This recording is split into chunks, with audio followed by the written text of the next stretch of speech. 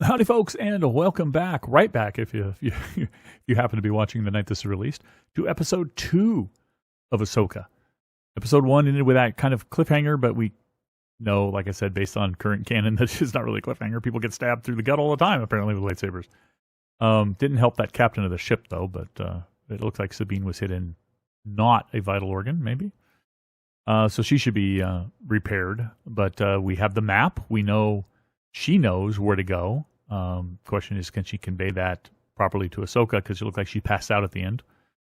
And then they're going to go there and obviously confront Ray Stevenson character and his apprentice, who and Elsbeth, who are going there to free Thrawn, and she's going there to stop them from freeing Thrawn, as well as find Ezra. Kind of a secondary for her, but a primary for Sabine.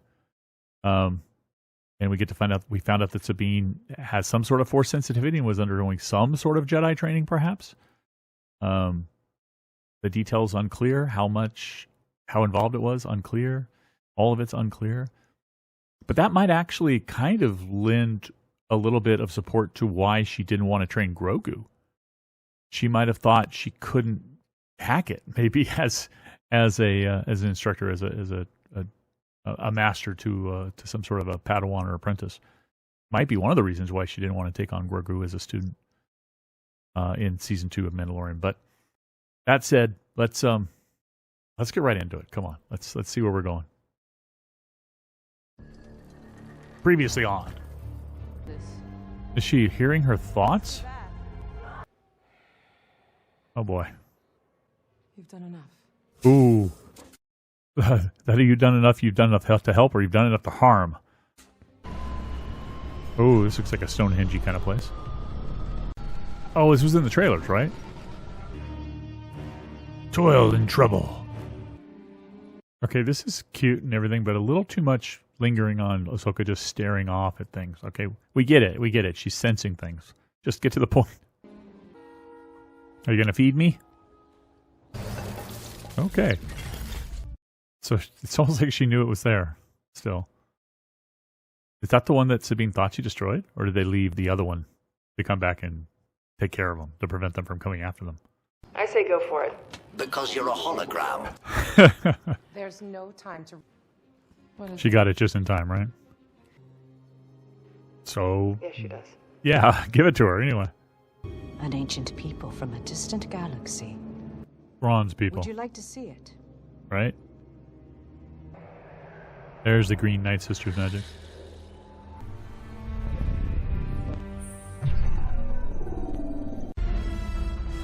No matter how goth and emo she is, she's a good apprentice, apparently. I mean, at least that's what we're seeing. Who knows what's going to happen to her, but she seems obedient to him. He must have... She's young, so she... don't think she would have even... She might have been in the temple as a youngling, maybe. But probably he found her and trained her from early childhood. So she's got a lot to pay him back for, a lot to, owe him, if you will, I guess. Maybe she came from a bad background, or maybe she was orphaned or something. I don't know. I'd like to know more about her background. I think we're going to find out more about his, but I'd like to find out more about hers. Maybe we will. You went there all alone, Ahsoka, not even Huyang, huh? But Hera's there. Oh, come on. You need to bring Chopper with you. She supplied raw... Look at Hera trying to patch it up between them. For all the good it did me. Very cool. Have you kept up with Not like Ezra. That much is true. Thanks. For the Force would fall short of them all. Oh, boy. Ship, that's an order. Oh, boy. This really, absolutely looks like an Inquisitor, but it would have to be one that's no longer in that line of work, is now a mercenary. By the way, are we ever going to get Chopper who's not attached to the ship? Like, in the series, in Rebels, he was rolling around all over the place, going on every mission. I don't think they're going to return to port, Hera. I love that with the I'll call him the Inquisitor. Lights the second side of his saber. I mean, did he not see Tales of the Jedi, Episode 6? She doesn't even need a lightsaber to take you out, dude. What's this?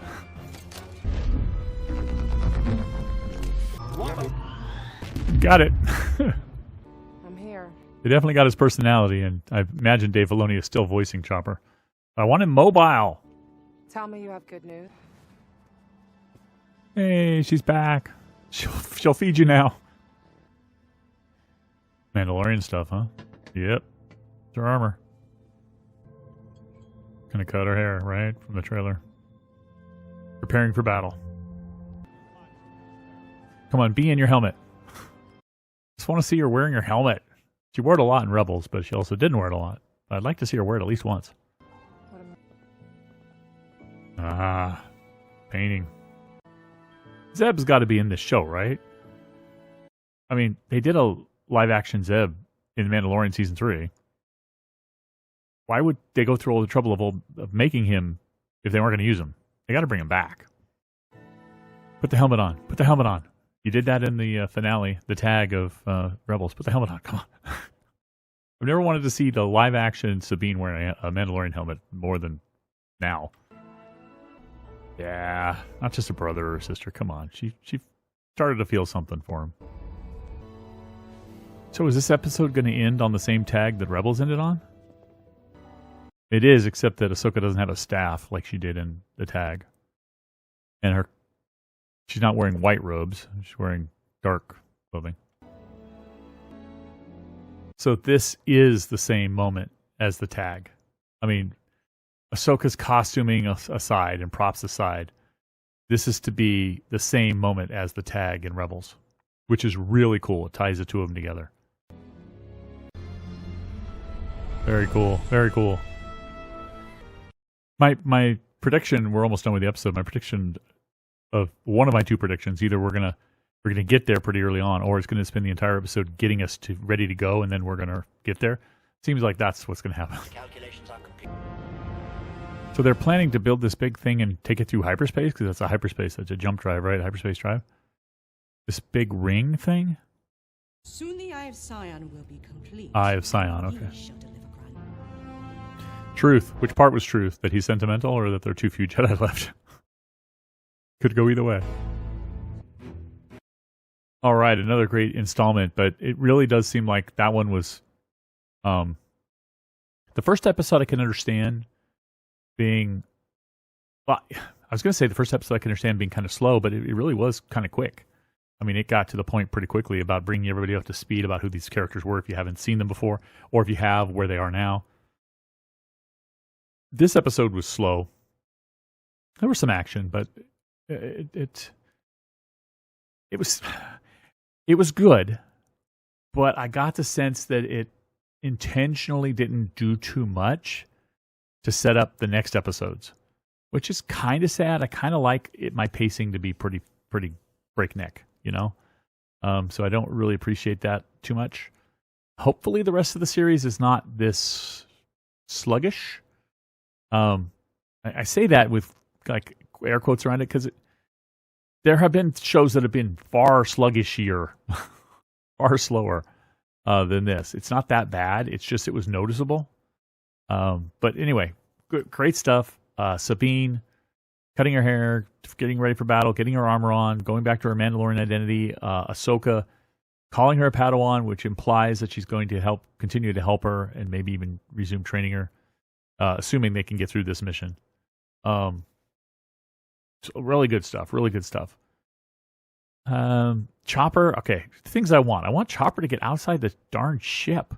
I want him moving around. I mean, that was one of the greatest things about Rebels is him going around and murdering people. You know, he was just so cold about getting rid of the enemies, the Empire and the Imperials and stuff. I want him out there rolling around, which I imagine we'll get, but him in the ship, you get a lot of his attitude, so that's fine. But I want more of a. I want her to put her helmet on. Sabine, come on. That's part of the Mandalorian identity. Even Bo-Katan know that. She would put her helmet on quite a bit. So I want that to happen as well. I cannot wait for Sabine, a reunited Sabine and Bo-Katan, Sabine to meet Din Djarin. I want all that to happen. It's not going to happen here, obviously.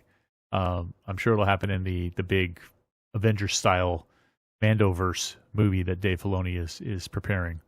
Speak of the devil on the screen right there. But I want all of that. I just love the Mandalorians. I'll be honest with you.